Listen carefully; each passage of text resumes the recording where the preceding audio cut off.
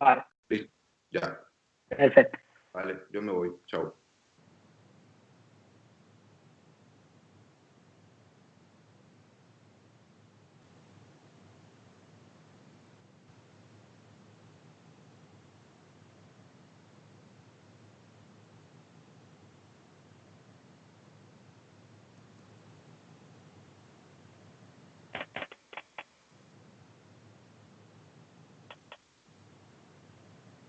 Bueno, pues gracias de nuevo por la invitación, por hacer este evento.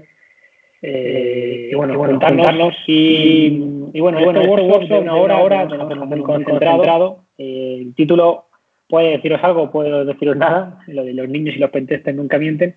Al final, el workshop, como venía en su descripción, lo que va a intentar mostraros es un poco una introducción al mundo del hacking ético. Incluso hablaremos algo de los ejercicios de Red Team, un poco para diferenciarlo. Pero bueno, lo que intentaremos es mostrar una introducción, ver un poco cómo es de necesario esa base en ciertas materias, como pueden ser los sistemas operativos, las redes, la programación, para generar o crear una buena base para luego especializarse en ciberseguridad. Es algo también importante y que cada vez se demanda más. Y luego el workshop es totalmente o eminentemente práctico, por lo cual vamos a ver diferentes fases con diferentes etapas, ¿no? Donde vamos a ver pues el reconocimiento de la enumeración y el reconocimiento de servicios por un lado, y luego pues la explotación y post-explotación por otro, ¿no? Pues para ver un poco el proceso en un test de intrusión, en un pentest, por ver cosas prácticas y que podamos aprender hoy cosas, ¿no? Bueno, os dejo aquí buenas notas, luego publicaremos la PPD, por lo cual luego podréis verlo. Yo, como decía Gabriel ha hecho una presentación muy buena sobre mí, así que no tengo mucho más que añadir. Algunas notas que tenéis ahí, pues algunos libros de ZeroXWord y algunas ponencias. Como os he dicho, vamos a contextualizar primero lo que es el hacking ético, lo que es un red team, vamos a diferenciarlo un poco y vamos también a meternos en temas de estándares, modelos, metodologías, un poco de conceptos muy básicos y muy rápido, porque es verdad que necesitamos partir de un punto para luego posteriormente pues ver pues lo que comentaba, ¿no? Pues la recopilación e identificación de servicios, la explotación, las técnicas de post-explotación y un poco diferentes fases que podemos tener en un test de intrusión. Como vamos a ver, en un test de intrusión se puede utilizar en un proyecto de hacking ético o incluso en el ejercicio de Red Team también se puede hacer uso de un pentest, ¿no? No tenemos que confundir lo que es un Red Team con el hacking ético puro, porque realmente no es exactamente lo mismo. En el Red Team vamos a ver las diferencias. Son ejercicios donde se emulan ciertas amenazas, donde no solamente la parte digital es importante, sino que también una parte física y humana que también es importante. Y bueno, pues iremos viendo esto a lo largo del workshop. Vamos con la parte de introducción. Lo primero es, vamos a definir, bueno, pues lo que es la auditoría, lo que es un test de intrusión, lo que es un red team, lo que es el hacking ético. Vamos a empezar por el hacking ético. El hacking ético al final podemos decir que es un conjunto de pruebas que se van a realizar con el objetivo de poder medir si las empresas están haciendo unas buenas inversiones en seguridad, si los controles que se están aplicando, las protecciones que se están aplicando son eficaces y eficientes. Entonces, es una herramienta, el hacking ético es una herramienta que nos permite medir, evaluar la seguridad de una organización, ¿no? Dentro de los proyectos de hacking ético vamos a encontrarnos con el concepto de auditoría, ¿no? Pues tenemos auditorías perimetrales, auditoría web, auditoría de sistemas, auditoría de red, auditoría wireless, VoIP, etcétera. Y otro tipo de pruebas, que aunque no son auditorías, también podemos encontrar como pueden ser pruebas de rendimiento, para ver si una infraestructura está adecuada o tiene la suficiente capacidad para aguantar un ataque de negación de servicio distribuido, por ejemplo, o simulaciones de APT o pruebas de concienciación de empleados también para ver si los empleados de una empresa pues tienen conciencia de los riesgos y amenazas a los que se enfrentan. Entonces, las auditorías en sí son pruebas en las que vamos a intentar buscar el mayor número de vulnerabilidades. Eso es el objetivo que nos marca este cuadro, donde al final una auditoría web, una auditoría wireless o una auditoría VoIP lo que pretende ver es identificar el mayor número de vulnerabilidades, ¿no? Y haciendo pruebas y ir intentando sacar esta información. Tiene una serie de pautas interesantes la auditoría, como puede ser, bueno, la duración depende un poco del tipo de auditoría, de los activos que haya que evaluar, pero el conocimiento interno, eso es importante. Si os fijáis en la parte derecha de la tabla que pone conocimiento interno, dice que es completamente conocido por el equipo de seguridad. Y es que generalmente es así, ¿no? Es decir, el equipo de seguridad conoce que se está haciendo una auditoría. Es más, tú estás hablando con ellos constantemente. O que se está haciendo un proyecto hackinético cuando hay más pruebas dentro de un proyecto. Luego tenemos el concepto de test de intrusión, que lo hemos sacado fuera. Realmente, bueno, pues una parte, por ejemplo, de un hackinético, donde se hace un pentest, es una prueba pues donde se intenta obtener un camino. Es cierto que aquí pone que el objetivo es identificar mayor número de vulnerabilidades. No es tan cierto, sino es más lograr la intrusión, esa segunda parte. Lograr esa intrusión o ese camino para conseguir acceso a las máquinas, a los activos de la organización y poder demostrar que existen fallos de seguridad que permitan acceso a información sensible o a máquinas sensibles o a dispositivos que no deberíamos poder acceder. Dependiendo siempre del rol del que partamos, ¿vale? Siempre también el alcance que nos pongan en el test de intrusión o en las diferentes auditorías. Siempre es importante, pues, si estará en el contrato especificado y lo que tenemos hasta dónde tenemos que llegar o qué tipo de pruebas tenemos que llegar. Pero el test de intrusión, al final podemos decir que es, bueno, intentar lograr un camino para conseguir vulnerar las máquinas y acceder a cierta información que no deberíamos. Bueno, sigue estando acotado a determinados activos, es un poco similar a la auditoría, estamos acotados a activos, pero en el conocimiento interno dice comúnmente conocido por el equipo de seguridad, ¿vale? También, la duración suele ser semanas, días, dependiendo cliente, dependiendo la magnitud. Y luego fijaros que está el concepto de Red Team, que ahora mismo está muy de actualidad, ¿no?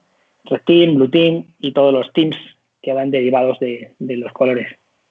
Entonces, el Red Team al final es un equipo especializado en, lo primero, el objetivo es lograr identificar, como dice aquí, el nivel de exposición y riesgo. Es decir, lo que vamos a intentar es comprobar la exposición y el riesgo independientemente del vector. Cuando hablamos de vector, hablamos de vectores digitales, físicos y humanos. Es decir, lo que vamos a hacer es una emulación de una amenaza real que se puede enfrentar a una organización, y las amenazas generalmente no solamente vienen por la parte digital, vienen por otros enfoques. Y es más, puede ser que una amenaza utilice diferentes vectores, es decir, una parte de la amenaza se lleva a cabo de manera digital, pero otra parte de la amenaza se lleva a cabo de manera física, ¿no? Entonces, esa emulación de ese adversario pues se hace de esta forma, ¿no? Entonces, utilizando diferentes métodos diferentes vectores para poder llevar a cabo esta emulación. Si os fijáis, otra cosa interesante del ejercicio de Red Team, por ejemplo, es el conocimiento interno, completamente desconocido. Esta es lo ideal, es decir, porque ¿qué vamos a medir? Vamos a medir si los controles, las protecciones que tiene la organización, primero, son capaces de detectar esta amenaza. Segundo, si el equipo de seguridad, si la parte defensiva, es capaz también de, sin esperar que ser atacados, pues son capaces de responder y detectar esto, ¿vale? También se evalúa se evalúa también al equipo de seguridad en el conjunto de la seguridad de la organización, no solamente los controles, ¿vale? Entonces, esto ya diferencia claramente de lo que es un hacking.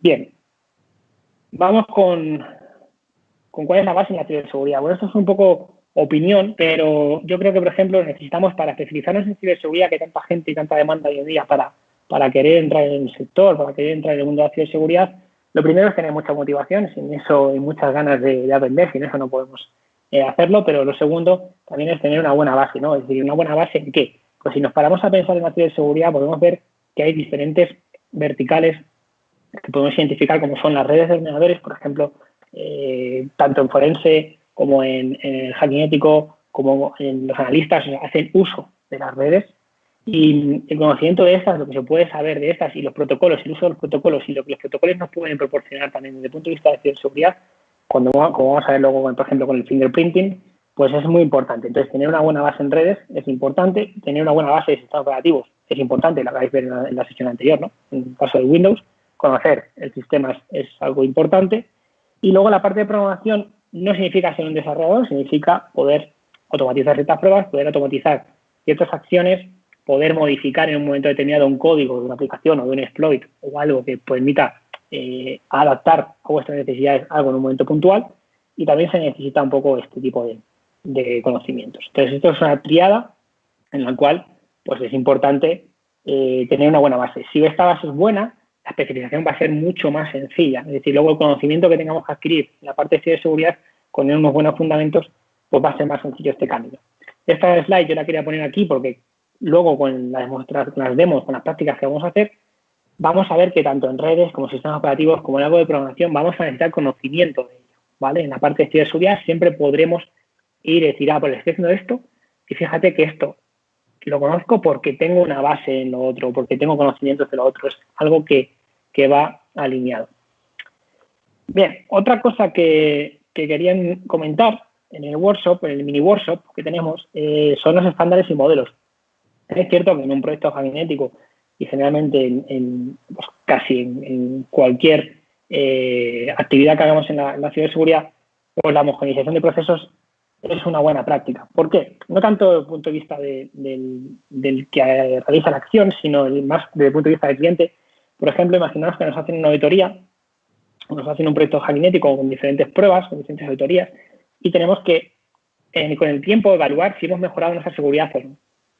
Bueno, con la auditoría que nos hacen en el mes 1 y la auditoría que nos hacen en el mes 6, yo debería poder comprobar, ¿no? O mejor dicho, comparar ambos informes para ver cómo ha evolucionado mi seguridad, ¿no? De esta forma es un indicio de que mi seguridad puede mejorar o puede haber empeorado, lo cual no tendría mucho sentido, pero podría haber ocurrido porque ya sabéis que todos estos sistemas es algo dinámico y cambiante.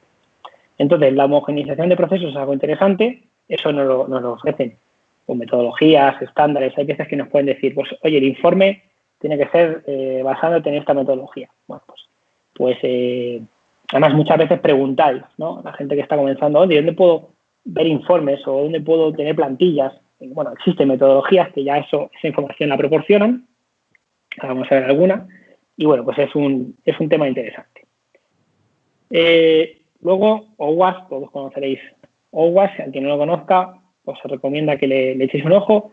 OWASP empezó con una guía de buenas prácticas de desarrollo de autoevaluación, empezó con la parte web, luego ha pasado a la parte móvil también, luego ha pasado a la parte de Internet de las cosas también, y bueno, han sido muy, muy conocidos por tener un top 10 de vulnerabilidades que sacan cada 3-4 años. Yo me quedo con ese top 10 con una cosa que es interesante, y es que es ver un poco la evolución de las vulnerabilidades. Si nos paramos a pensar en la última década, entre 2007 y 2017, es decir, 2007, 2010, 2013 y 2017 sacan 4 tops, y en esos 4 tops lo que nos dice es las vulnerabilidades que más han detectado ellos, ¿no?, en Internet. Pero lo más interesante es que si nos fijamos, las inyecciones, tanto en 2007 como en 2017, siguen estando. ¿Qué quiere decir? ¿Que no ha evolucionado la tecnología? Sí, la tecnología sí ha evolucionado. Lo que ocurre es que las inyecciones también han cambiado. Pues antes había más inyecciones SQL, ahora habrá igual más inyecciones no SQL o de otro tipo de tecnología, pero siguen existiendo, ¿no? Y siguen evolucionando. Se evoluciona la tecnología y las vulnerabilidades también van evolucionando, pero los tipos de vulnerabilidades siguen estando ahí según podemos, o es una información que podemos sacar o extraer de los informes de OWASP. Que bueno, está bien para estar un poco actualizado de lo que hay, ¿no? Pues siempre hay alguna vulnerabilidad nueva que aparece y está bien. Más, tenemos el MITRE. El MITRE es un organismo que lo que nos da son muchas cosas, ¿no? Ahora mismo está muy de moda la matriz de ATT-CK, donde se mapean tácticas y técnicas utilizadas por las amenazas, bueno, quizá con más relevantes en los últimos años. Es un muy buen trabajo del MITRE, lo de la ATT-CK. Y bueno, pues también tienen otro tipo de herramientas como el CWE o el CVE. El CVE, todos lo conocéis, marcan los expedientes de seguridad. Es decir, sale una vulnerabilidad mañana, pues un SQL injection en un plugin de WordPress, sale un CVE pues con el año y con un ID que identifica esa vulnerabilidad y nos explica cómo funciona, a qué afecta, a qué versiones, etc. Y el CWE lo que hace es agrupar. Es decir, en vez de decirnos pues esta vulnerabilidad concreta, pues al final todas las inyecciones las agrupamos bajo un identificador.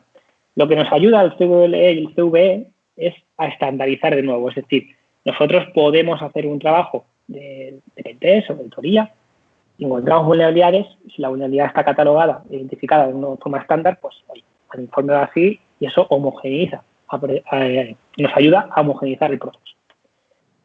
Bien, luego tenemos el FIRST, donde tenemos el CVSS, que es un score, nos marca un poco la severidad de la vulnerabilidad, es decir, la criticidad entre 0 y 10, de que si esa vulnerabilidad se lleva a cabo, se explota, pues cómo puede impactar o cómo de severo es contra los activos de la organización. Bueno, hay varios marcadores, está el base, está el temporal environment. Cuando vosotros veis un CVSS de tipo pues, o sea, un 10, es algo muy crítico por varios factores, pues porque se puede explotar desde Internet, porque no es complejo de explotar, porque no requiere autenticación, bueno, por varios factores llega a 10 esa criticidad y bueno, el base score lo que quiere decir es algo genérico, pero no a todo el mundo le afecta igual una misma vulnerabilidad, porque depende sobre qué activo se pueda explotar esa vulnerabilidad, pues se puede afectar más o menos. Para eso están el temporal y el environment score, ¿vale? Porque en función de tus circunstancias en la empresa, eso va a afectar más o va a afectar menos, ¿vale? Entonces puede rebajar el score que te indica inicialmente el base score o puede aumentarlo incluso, puede hacerlo más grave. Bien, metodología. Tenemos esta aquí, que yo os recomiendo que si no la habéis echado el ojo nunca, pues lo miréis. Penetration Testing Execution Standard. Tiene varios capítulos, nos dan una guía de herramientas, nos dan las fases de un test de intrusión, claramente, recopilación de inteligencia, análisis de vulnerabilidades, explotación, post-explotación, reporting, y luego pues una serie de apéndices donde incluso aparecen pues templates de informes, ¿no? Entonces, bueno, pues nos enseña un poco cuando estamos metiéndonos en este mundo, pues a poder, bueno, seguir una especie de metodología donde, pues, además nos dan herramientas donde podemos llevar a cabo los test de intrusión. Bien, vamos con la parte de recopilación de información. La parte de conceptos es la parte más aburrida, siempre lo decimos, pero bueno, hay que hacerlo.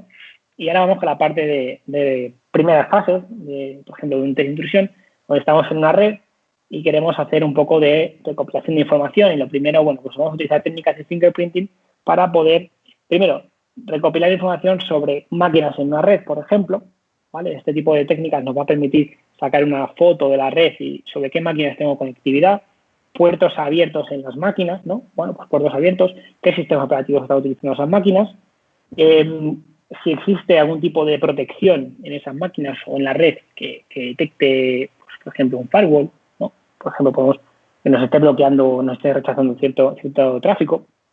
Podemos también detectar qué software se encuentra detrás de esos puertos, ¿vale? Con diferentes técnicas, pues se puede también, vale, pues en el puerto 23, en el puerto 21 o en el puerto 80 tienes un software que es este. Vale, pues ese tipo de cosas lo podemos hacer con técnicas de fingerprinting. Aquí lo interesante es que vosotros veáis que lo que yo dije de cuál es la base de la seguridad, de la ciberseguridad, redes, sistemas operativos, programación. Aquí las redes son fundamentales y los protocolos, la arquitectura TCP/IP, los protocolos de la arquitectura TCP/IP son fundamentales. Aquí saber cómo funcionan, ¿no? Porque gracias a saber cómo funcionan vamos a ver que Nmap u otras herramientas son capaces de inferir cierta información simplemente por cómo responden las máquinas a ciertas peticiones que nosotros hacemos, ¿vale? Esto es la gracia. Nosotros no tenemos por qué, lógicamente, en los ejercicios vemos las máquinas remotas, pero en un escenario real nosotros no vemos máquinas remotas, nosotros encontramos IPs, como mucho. Entonces tenemos IPs y a partir de ahí tenemos que empezar a sacar información de ellas. Claro, las herramientas no hacen magia. Lo que están haciendo por detrás es hacer uso de la arquitectura TCP/IP y, bueno, pues si yo quiero saber que hay un puerto abierto o no, pues yo le mandaré un flag, un TCP con el flag de SYN habilitado y si me contestan con un SYN ACK, si el puerto está abierto, si me contestan con un RGT ACK, el puerto está cerrado y si no me contestan es que igual hay un firewall, tengo que hacer también otras pruebas para saber si esa IP es que esa máquina está apagada o hay alguien que está evitando que el tráfico llegue. Ese tipo de cosas tan sencillas, muchas veces no nos paramos a pensar cómo funciona. Y a veces, en Nmap, cuando lanzamos modos de escaneos agresivos o modos de escaneos más avanzados, lo que estamos haciendo es que Nmap empieza a apilar una serie de escaneos sencillos y empezar a interpretar toda la información que él va resolviendo con esos escaneos sencillos, ¿no? Esas escaneos más avanzados. Bien, entonces, el fingerprinting nos va a permitir obtener una visión de lo que tienen las máquinas, cómo hacerle una foto a las máquinas en la red en un momento determinado, encontrar vectores de ataque. Es verdad que luego en la fase de análisis de vulnerabilidades es cuando más vectores o incluso vulnerabilidades potenciales podríamos encontrar, pues con herramientas como un Nessus, por ejemplo, ¿no? O un Expose. Pero es verdad que en la parte de fingerprinting también vamos a empezar a detectar ciertos vectores por los cuales podemos empezar a tirar del hilo, ¿no? Entonces, bueno, también es interesante. Quedaros con la última frase. Los escaneos no son magia, todo se basa en las respuestas de la máquina remota, ¿vale? Eso es importante. Bueno, yo os he dejado aquí algunos escaneos. Bueno, podríamos dar un workshop de Nmap de unas cuantas horas y otro tipo de herramientas de fingerprinting. Pero bueno, vamos a centrarnos en hacer un ejemplo sencillo sobre un entorno que vamos a tener montado y con diferentes escaneos. Aquí tenemos el SynScan, el TCP Connect, el ACK Scan. La ACK Scan, por ejemplo, el objetivo del SynScan y el TCP Connect es saber si un puerto está abierto o no en una máquina remota.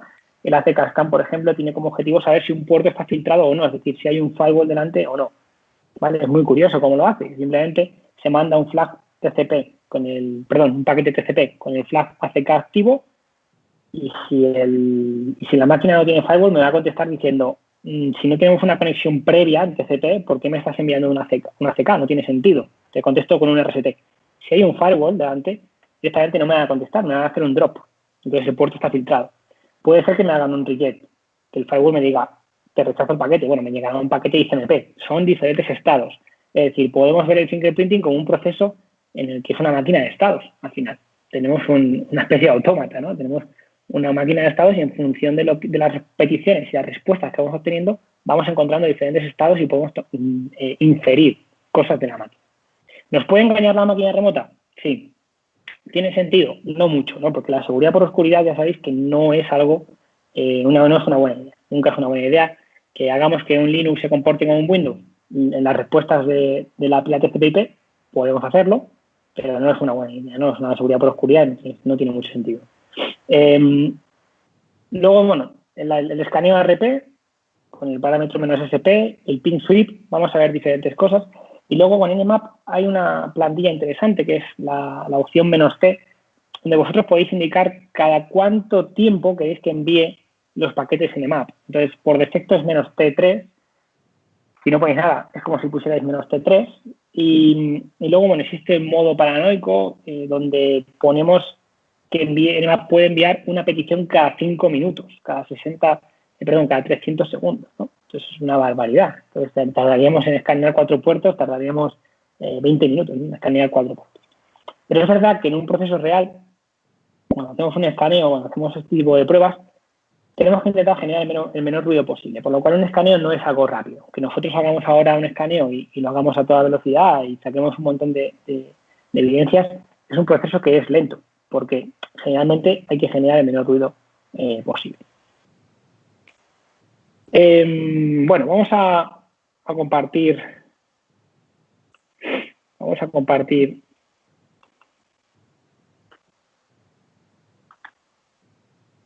esta sesión. Tenemos abiertas, bueno, algunas máquinas. De momento yo quiero que no las veáis porque es la gracia de esto. Es decir, nosotros llegamos a una red y no sabemos qué máquinas hay. Entonces directamente pues podemos hacer esto. A mí me gusta enseñar este ejercicio, estamos en la red 10.0.0.0, me gusta enseñar este ejercicio cuando estamos con un Wireshark, ¿vale? Por lo cual yo voy a abrir un momento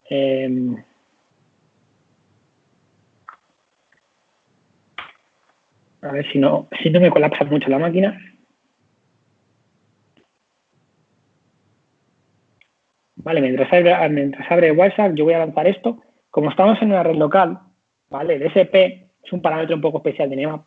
En los SP lo que va a detectar es, si estamos intentando escanear una red local, lo que va a hacer SP es lanzar un escaneo de tipo ARP. ¿Vale? Entonces esto lo vamos a capturar con qué es lo que hace Nmap por debajo. ¿Vale? Entonces, bueno, como veis aquí, está haciendo un escaneo de ARP, está preguntando a un montón de máquinas con un ARP request, ¿quién tiene esta IP? ¿Quién tiene esta otra IP? ¿Quién tiene esta otra IP? Así hasta que alguno le conteste. Fijaos que aquí hay uno que le ha contestado, la 10.0.0.3 le ha contestado, la 10.0.0.10 le ha contestado, ¿vale? Ahí ARP replis, y luego todos son ARP request, Bueno, vale. El resultado es que Nmap sabe que la máquina 10.0.0.3 y la 10.0.0.10 son máquinas que están levantadas porque han contestado a ARP, un ARP scan. Entonces no hemos hecho uso de un ping, no hemos hecho uso de ningún tipo de protocolo por encima, ¿vale? Simplemente un ARP para poder saber qué tipo de máquinas estamos directamente conectados. Si por otro lado hubiésemos hecho un escaneo sobre otra red, imaginaos que en vez de ser la 10 hubiese sido cualquier red que hubiera en Internet, que nos tenemos conectados directamente a ella, pues el escaneo ya no hubiese sido por ARP, porque el ARP nos vale solamente, es un protocolo de área local. Ya hubiéramos utilizado pues ya diferentes tipos de pruebas, desde un paquete ICMP para ver si me contestas al PIN, pues significa que la máquina está viva, o utilizar lo que se llama un PIN TCP a través de ACK o un PIN TCP a través de un flag de SYN, es decir, un PIN a un puerto con el objetivo no de saber si el puerto está abierto, sino con el objetivo de saber si me contestas es que la máquina está viva. Ojo, que ahí voy a sacar dos conclusiones. Si yo hago lo que se llama un PIN TCP ACK, pues puedo saber, primero, si la máquina está levantada y además si tiene un firewall en ese puerto al que yo he hecho el PIN o no. Lo que hace -SP es realizar diferentes pruebas con diferentes protocolos. Primero con ICMP, luego prueba con TCP. Si TCP está bloqueado porque hubiera un firewall, empieza a probar pues, con UDP, empieza a probar incluso con el protocolo IP, con un datagrama IP mal formado para ver si me devuelves algo. O sea, cuando nosotros mandamos un datagrama IP mal formado y llega a la máquina remota, puede que me devuelvan un paquete ICMP diciendo, oye, que esto que es inalcanzable, tal. Pero ya sabemos que está viva. O sea, SP tiene implementado diferentes técnicas con diferentes protocolos para ver si en alguna de si hubiera un firewall delante y nos estuviera bloqueando, para saber un poco por dónde, bueno, pues intentar pasar del firewall por si algún camino no estuviera bloqueado en ese firewall. Bueno, esto nos permite descubrir máquinas. Ahora mismo hemos descubierto dos. Vamos a irnos a la máquina, por ejemplo, 10.003 y vamos a empezar. Voy a acotar aquí puertos, voy a lanzar del 20 al 500, o bueno, vamos a poner del 20 al 5000. Vamos a simplemente lanzar el 10.003. Voy a parar esto un segundo. Y vamos a ver qué nos depara. Vale, bueno, nos da una serie de puertos abiertos. Eso tiene pinta de ser una máquina Windows, tiene pinta. Luego también podríamos haber optado por el parámetro "-o", donde también Nmap empieza a hacer pruebas para saber si es una máquina Windows, si es una máquina Linux. Dentro de la máquina Windows intenta también sacar información para obtener si es un Windows 7, si es un 8, un 10, un 2008, un 2016, lo que sea. Vale, pero de nuevo yo me paro a pensar aquí y os quiero decir, a ver, pensemos en que en un workshop de introducción lo que tendríamos que ver de forma detallada es, bueno, el puerto 21 está abierto, pues vamos a ver con WiseAct realmente por qué está abierto. Porque tenemos que conocer las bases, lo de siempre, lo que hemos comentado antes. Es importante conocer la base. Aquí, bueno, fijaros, claro, estamos mandando un flag de SYN en TCP, nos está contestando con un SYN ACK. ¿Y qué nos está diciendo aquí? Nmap nos está diciendo si es que el puerto está abierto. ¿Vale? Esas son cosas muy básicas, pero que en un comienzo hay veces que la gente trata a Nmap como si fuera algo mágico y tenemos que entender lo más básico. Bien, vamos a ver también puertos del 20 al 500 de la máquina 10.010 que nos quedaba por ahí. Encontramos puerto 22, puerto 80. Bueno, tiene diferentes recursos. Esta no sabemos qué máquina es. Podría ser una máquina Linux, podría ser una máquina Windows. Bueno, según la prueba de Nmap con la opción "-o", nos va a sacar que esto creo que es un Linux. Sí, aquí no lo saca, parece ser un Linux. Y luego tenemos mucho que profundizar con el Nmap, pero podríamos irnos directamente, esto voy a cerrar, aquí a Metasploit, y tiene algunos módulos auxiliares para escanear muy interesantes, ¿no? Por ejemplo, por cada protocolo conocido, tenemos una carpetita aquí dentro de Auxiliary Scanner, que es SMB, HTTP, SMTP, SSH, FTP, protocolos así, los bien conocidos.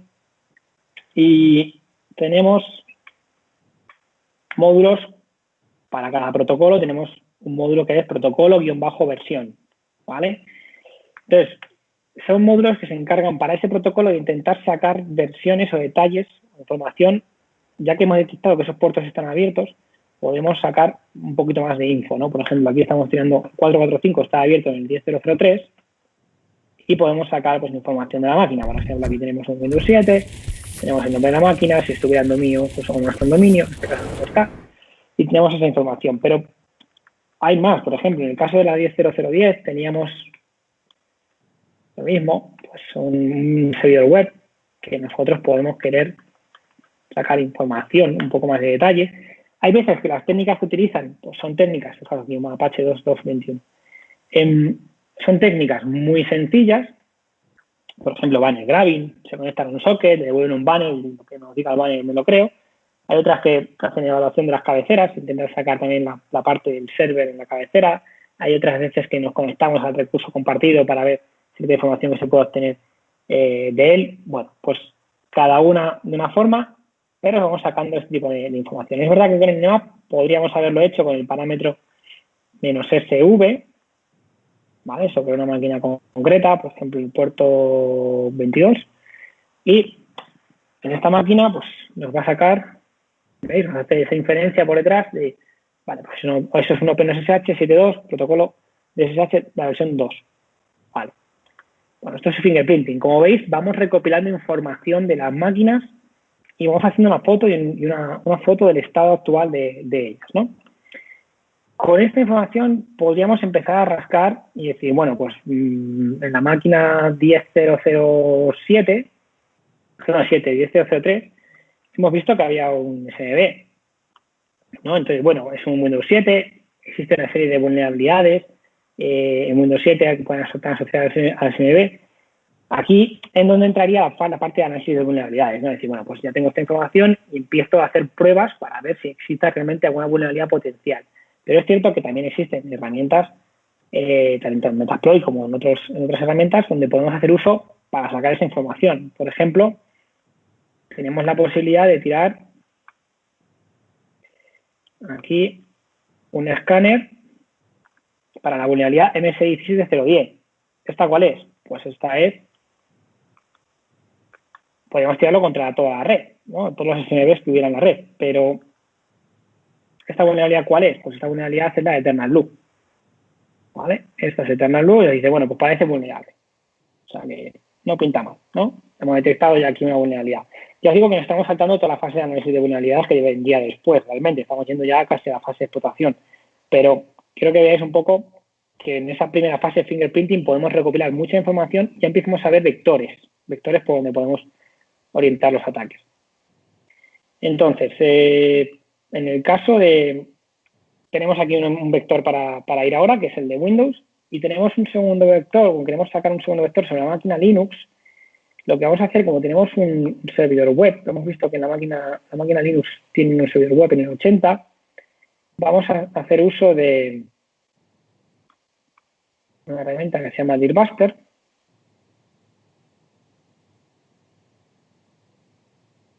Vale, a Dirbuster le pasamos un diccionario. Existen diccionarios muy completos para hacer fuerza bruta a directorios y todo esto. Este es un ejemplo de uso de Dirbuster. Aquí vamos a cargar un diccionario muy pequeño que tenemos. Tenemos aquí gran cosa. Pero lo suyo sería utilizar un buen diccionario aquí. ¿Vale? Podemos configurar un poco cómo podemos hacer la fuerza bruta. Si queremos hacer solo peticiones get o también hacer dejarle a él que elija entre get y head. Bueno, pues tenemos aquí las opciones de cómo queremos hacer la fuerza bruta, cómo de recursivo queremos que sea, si queremos que sea recursivo o no, es decir, que entre en los directorios y siga o solamente se quede en la raíz de donde le hemos dejado. Bueno, lanzamos en este caso el Dirbuster. Es muy rápido porque, claro, primero el servidor web tiene muy pocas carpetas, ¿vale? Y luego el diccionario que hemos dado es muy corto.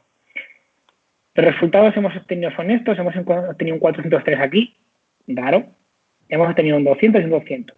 Vale. Si vemos el árbol, tenemos la raíz, tenemos una carpeta CGI-bin y un fichero hca.html. En el CGI-bin, al final, sabéis que son scripts lo que hay. Entonces, claro, si nos abrimos ahora un navegador, abrimos un navegador y vamos a esa página, vamos a ver cómo se puede o cómo realmente están ejecutando esos scripts de esa carpeta, ¿vale? Entonces, bueno, esto tarda un poco el Firefox, esta máquina está ahí un poco pillada, pero Vamos a la 10.0010. Vale, aquí tenemos el recurso hca.html que aparecía con el Bitbuster. Cuando le damos aquí, CGI bin barra bull.cgi. Bueno, es un recurso que está preparado ya con una vulnerabilidad, lógicamente. ¿Vale? Es un script, hará uso de bash. Bueno, esto luego se puede lanzar un escáner de vulnerabilidades y nos daría mucho más información seguramente, pero el propio Nmap ya podemos decir, bueno, esto me huele, que es algo bastante antiguo y que puede ser que en el puerto 80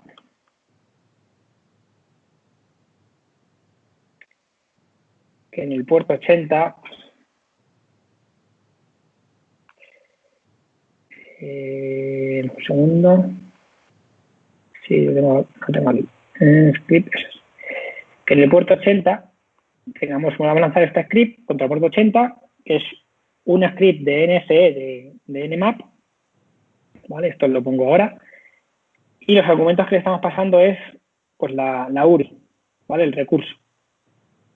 Entonces, Nmap, aparte de hacernos sacar información sobre el puerto 80 y tal, es capaz de, bueno, tiene un motor de scripting, que es el NSE, ¿vale? Nmap Script Engine, y gracias a este motor, pues podemos hacer uso, por ejemplo, de estos scripts que están escritos ahí, hay como unos 500 o cerca de 500 NSE, ¿vale? Y fijaros que nos automatiza la prueba y nos dice, oye, pues mira, hay vulnerabilidad, este es el CVE y es antigua, como veis aquí. Aquí tenéis la información, es perfecto para el informe y, bueno, pues vulnerable. Entonces nosotros decimos, vale, pero nosotros queremos ir más allá, queremos o necesitamos poder explotar esa vulnerabilidad. Entonces vamos a irnos podemos buscar en Google, encontraremos que hay un montón, en este caso para el ShellShock, de scripts, pero nosotros vamos a irnos a Metasploit y lo vamos a automatizar con Metasploit. ¿Vale? Entonces, bueno, Metasploit al final es una herramienta que os va a permitir ahorrar tiempo cuando existan módulos para ciertas acciones que necesitéis hacer, pues va a ahorrar bastante tiempo. Y en este caso tenemos que configurar la máquina remota, el target URI, que el target URI lo hemos visto antes, que es el CGI bin, el que nos daba Bitbuster, y luego que hemos visto con Firefox, y tenemos que indicarle el payload, ¿no? Entonces, una cosa es el exploit, que es el código que sabe aprovecharse de la vulnerabilidad, ¿vale? Y luego, lo que aquí llamamos payload, en otros ámbitos le llamaríamos shellcode, es ese código que queremos que se ejecute, ¿vale? Que se ejecute cuando el exploit tenga éxito. Entonces, bueno, aquí lo configuramos un meterpreter, que es un tipo de payload de conexión inversa, en este caso. ¿Vale? Conexión inversa quiere decir que el código se ejecutará en la máquina Linux y se conectará contra mi Kali. Contra mi Kali Linux, que es donde estamos nosotros ahora. Entonces, bueno, pues lanzamos el exploit y esto nos funcionará. Tendremos una sesión aquí en Meterpreter en Linux. ¿Vale? Este es un ejemplo un poco raro porque muchas veces siempre veréis que los Meterpreter los lanzan contra Windows, pero también puede hacer, como veis, en Linux y en Mac. Y luego pues tenemos acceso y ahora mismo pues, tendríamos una shell con un usuario, no es root, pero bueno, tenemos un usuario y podremos empezar la parte de post-explotación, es decir, vamos a buscar en este caso la escalada de privilegios, como viene aquí, ¿vale? La parte de escalada de privilegios, también podemos empezar a partir de esta máquina a utilizarla para hacer pivoting y llegar a otras máquinas, podemos recopilar información de la máquina o de redes que se pueden ver desde la máquina Linux, porque hay veces que al comprometer una máquina, de repente tenemos conectividad con otras máquinas a las que antes no podía llegar, por lo cual las técnicas de pivoting son importantes. Y luego las técnicas de movimiento lateral es cómo puedo pasar de ese Linux o de ese Windows, pasar a otra máquina, eso es un movimiento lateral, que bueno, existen diferentes técnicas y todo eso se trabaja en la postexplotación, ¿no? Que no nos da tiempo hoy a hablar mucho de ello, pero que sepáis que eso es así. Y bueno, aquí hay un truco. Y es que os lo voy a dejar simplemente para que lo veáis. No puedo ver el sudo, es verdad. Bueno, pero sí podéis hacer, es esto. Si hacéis un sudo lf, ves que no os ha pedido clave y podéis decir, anda, ¿y esto? anda, es que puedo ser root. O sea, fijaros que el usuario HCA, que es el que tenéis, es un usuario que es sudo, aunque no podemos ver el fichero, pero sí, bueno, podemos verlo si lo hacemos así, lógicamente. ¿Vale? Veis que ahí no pide la contraseña, está configurada así en la máquina, por lo cual habéis accedido a un sistema en el cual pensáis que tenéis que hacer una escala de privilegios y la escala de privilegios es tan sencilla, en este caso, como aprovecharse de que tenéis el sudo. Aquí podréis ir a más. El módulo Metasploit lo que está haciendo, un segundo que lo pinto aquí un poco mejor, lo que está haciendo el módulo de Metasploit al final es subir un binario. ¿Vale? Un binario a través de la vulnerabilidad de SELSOC, estamos ejecutando código remoto y ese código remoto estamos provocando subir un binario, que es este de aquí, en este caso es es un nombre aleatorio que mete Metasploit, y si nosotros lo volvemos a ejecutar de esta manera, nombre del binario, y tuviésemos un handler de Metasploit esperando para recibir esa conexión, estaremos ejecutándolo con un privilegio y tendríamos el root de la máquina. No haría falta buscar otro exploit, no, simplemente en la configuración de esa máquina está mal. No está mal, es una configuración débil, es un fallo de configuración. No es una vulnerabilidad, pero es un fallo de configuración. Para que veáis que a veces son vulnerabilidades, en algunas otras ocasiones lo que hay es un fallo de configuración que puedes aprovecharte para, por ejemplo, como en este caso, escalar privilegios. Bien, nos quedan unos 10 minutos. Yo quería también enseñaros, a 15, quería enseñaros algo más. Vamos a dejar el Meterpreter en Linux y vamos a volver a la parte de Windows. Hemos visto antes que era vulnerable al Eternal Blue, ¿vale? Entonces nosotros, bueno, tenemos aquí, a ver, a veces se queda atascado. Tenemos es vulnerable Eternal Blue. Nosotros hicimos un módulo, mi ex compañera Sheila, Berta y yo, hicimos un módulo en Metasploit donde integrábamos, pues cuando salió el exploit de Eternal Blue, lo integramos, hicimos una pequeña integración en Metasploit, que realmente reutilizábamos todo lo que estaba en lo que se publicó, pero se podía invocar desde un módulo de Metasploit, ¿no? Lo cual pues simplificaba un poco el manejo. Y bueno, lo tenéis disponible en el repositorio de GitHub de ElevenPatch, ¿vale? Lo tenéis con este nombre. Si no recuerdo mal, aquí en la info sí, estábamos aquí. Y bueno, es funcional. Esta versión, fijaros que se quedan las 7 porque fue la primera versión que salió. Y bueno, hay una serie de variables, pero realmente hay que tocar poco, ¿no? Hay que tocar el rhost, hay que configurar el payload y nada más. Bueno, aquí se habla, ¿no? Un poco de esta integración, del exploit original, no se ha migrado totalmente. Bueno, pues marcamos el rhost, que es la máquina Windows. Como hemos visto antes en el escaneo, que potencialmente era vulnerable, vamos a verlo.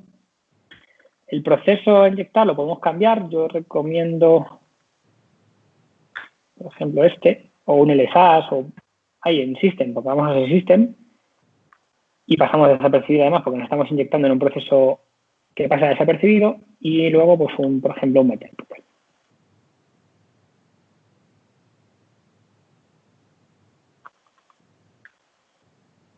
¿Vale? Entonces, esto, la primera vez, cuando lanzamos el exploit, pues esto a veces puede tardar un poco.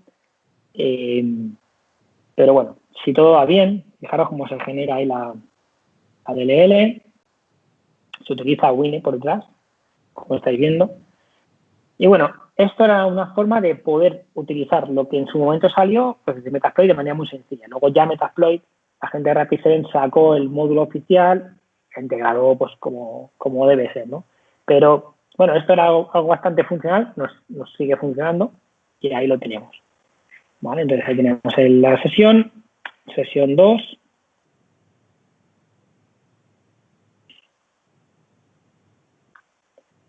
Y tenemos el system y bueno, tenemos el invocador de hashes, ya tenemos el control total en esa máquina. Claro, no siempre, también hay que decir que no siempre en la máquina Windows, pues vamos a, una máquina Windows, en cualquier máquina, vamos a llegar como system, como era el ejemplo anterior. En el ejemplo anterior en Linux éramos un usuario normal. Lo que pasa que, claro, por un fallo de configuración en la máquina podíamos escalar privilegios. Aquí directamente, pues debido a esta vulnerabilidad, podríamos llegar a ser directamente system, ¿no? Ahí vemos cómo funciona todo el entorno y todo el volcado de gases. Vale, pues esto era un poco el workshop express de una hora que queríamos comentar con todos vosotros. Espero que os haya entretenido, gustado. La 8.8 ha preparado, ya os contarán, pero ha preparado una serie de talleres, tanto presencial como online, para diferentes temáticas, donde se vamos a explicar muchísimas cosas más y de una forma pues un poco más detallada, porque en una hora no tenemos tiempo para mucho. Así que muchas gracias y cualquier pregunta o cuestión, aquí estamos. Y nada, deciros también que dejaremos el PDF de la presentación para que os la hagan llegar. Gracias. Excelente. Gracias, Pablo. Te pasaste, muchas gracias. Como tú mismo lo dijiste, bueno,